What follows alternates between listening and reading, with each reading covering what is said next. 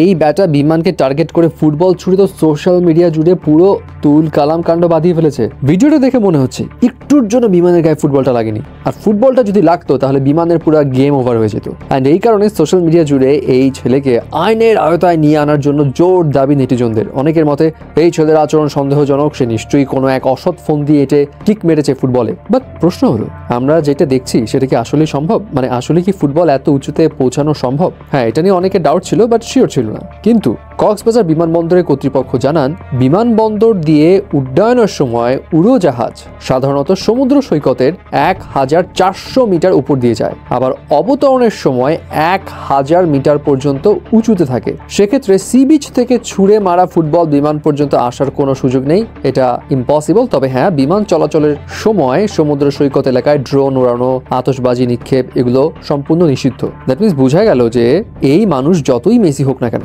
Football দিয়ে সেই উচ্চতায় পৌঁছাইতে কখনোই পারবে না। হাইস্ট 30 থেকে 40 মিটার, আর কোথায় 1400 মিটার, কোথায় 30 থেকে 40 মিটার, তফাৎটা বুঝতে পারছেন? মোর ওভার, এয়ারক্রাফট গুলো এমনভাবে ডিজাইন করা হয় যাতে করে বার্ড স্ট্রাইকসও ঠেকাতে পারে, এবং বার্ড স্ট্রাইকের ফোর্স কিন্তু অনেক গুণ হয়, যেটা মাটি থেকে ফুটবল উপরে ছোড়া থেকে অনেক অনেক অনেক গুণ বেশি। বাট দ্য ফ্যাক্ট ইজ, ভিডিওতে বাস্তবে খুব একটা বিপজ্জনক কিছু না হলেও এই কাজগুলো কি আসলে উৎসাহ দেওয়া উচিত? না, একদমই নয়। কারণ এতে করে ভুল একটা মেসেজ ছড়িয়ে পড়তে পারে, বিশেষ করে তরুণ দর্শকদের মাঝে, যারা হয়তো বুঝেই উঠতে পারে না আসলে কোন কাজটা কতটা অযৌক্তিক কিংবা অপ্রয়োজনীয়। হতে পারে এই ছেলেটা ভাইরাল হবার আশায় এই কাজ করেছিল, দেখে হয়তো মজা পেয়েছিল যে তাকে হয়তো সবাই কুল ভাববে, আরে কিক মেরে প্লেনে পাঠিয়ে দিয়েছি ফুটবল। বাট এই কাজে উৎসাহ পেয়ে এই ছেলে যদি সামনে আরো বড় সড়ো ভয়ঙ্কর স্টান্ট করে, তখন যেটাতে আসলে বাস্তবিক পক্ষে কোন একটা বিপদ ডেকে আনতে পারে, ওই সময় কি হবে? সো এই সমস্ত কাজ করে ভাইরাল হওয়ার কোনোই দরকার নেই। এটা টোটালি দায়িত্ব জ্ঞানহীনতার পরিচয় দেয়, এবং নিজের মজা পাওয়ার জন্য বা সুনাম পাওয়ার জন্য অযথা ঝুঁকিপূর্ণ কাজও